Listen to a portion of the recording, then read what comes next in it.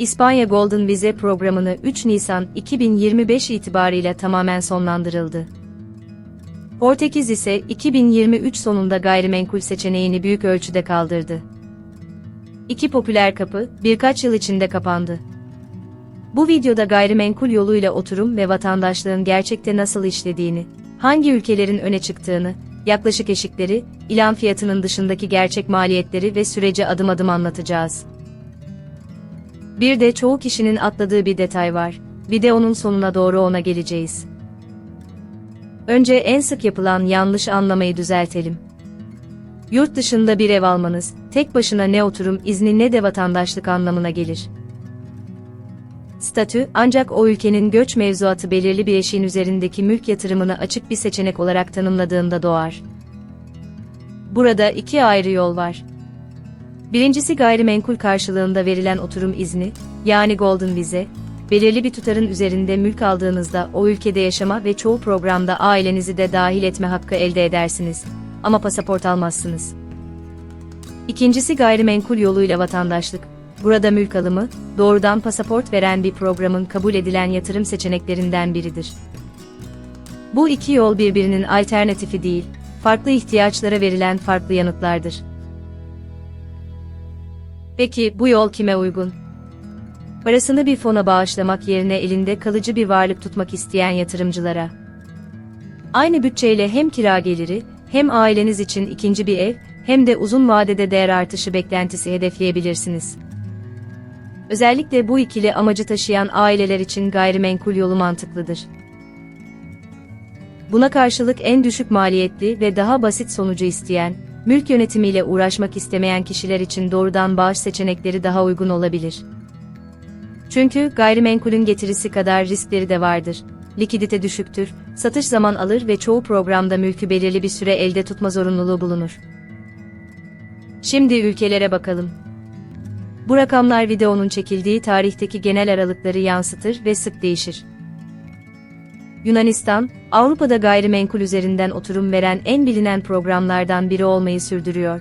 Eşik bölgeye göre yaklaşık 250.000 ile 800.000 avro arasında değişiyor. Atina, Selanik, Mikonos ve Santorini gibi yüksek talep gören bölgelerde 800.000 avroya çıkarılmış durumda.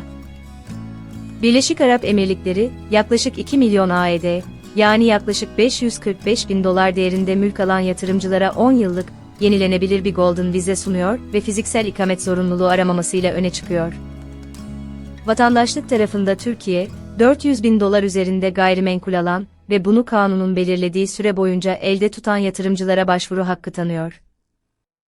Karayipler'de, örneğin Saint Kitts ve Grenada'da, onaylı projelerde yaklaşık 200.000 ile $400.000 aralığında yatırımlar söz konusu. Her programın kendi durum tespiti, kaynak beyanı ve elde tutma kuralları var. Gelelim gerçek maliyete.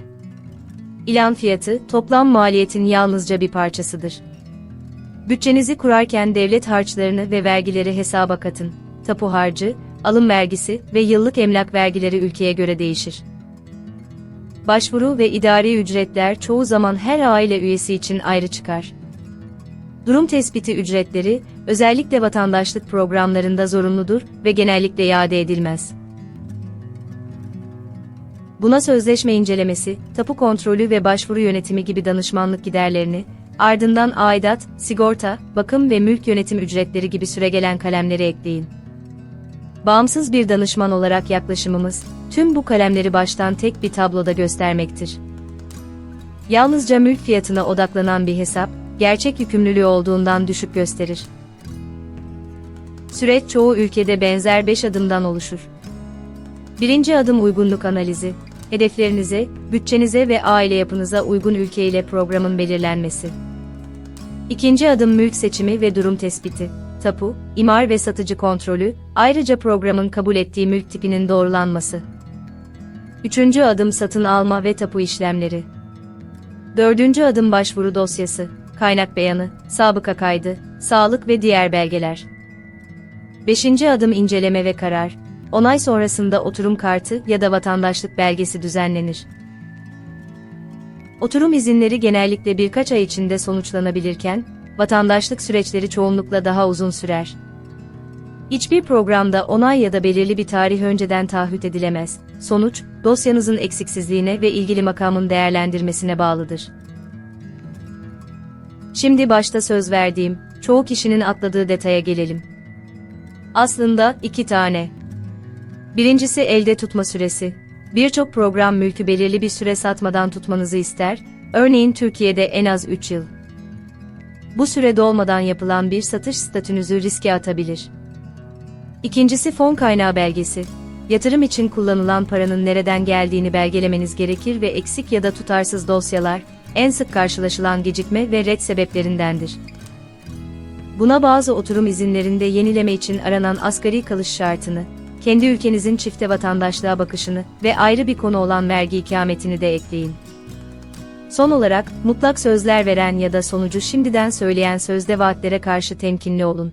Hiçbir aracı bir devletin kararını önceden bildiremez. Özetle, gayrimenkul yoluyla oturum ya da vatandaşlık, elinde kalıcı bir varlık tutmak isteyen yatırımcılar için güçlü bir seçenek, ama doğru ülke, doğru mülk tipi ve eksiksiz bir dosya gerektiriyor. Bağımsız ve ülkeden bağımsız bir danışmanlık olarak, size satmak istediğimiz bir projeyi değil, bütçenize ve ailenize uyan programı öneriyoruz ve tüm maliyetleri baştan tek bir kıdemli muhatapla paylaşıyoruz. Rakamlar sık değiştiği için, harekete geçmeden önce güncel eşikleri teyit ettirin. Hangi ülkeyi karşılaştırmamızı istediğinizi yorumlara yazın. Ülke eşikler, maliyet kalemleri ve süreç ayrıntıları açıklamadaki blog yazımızda.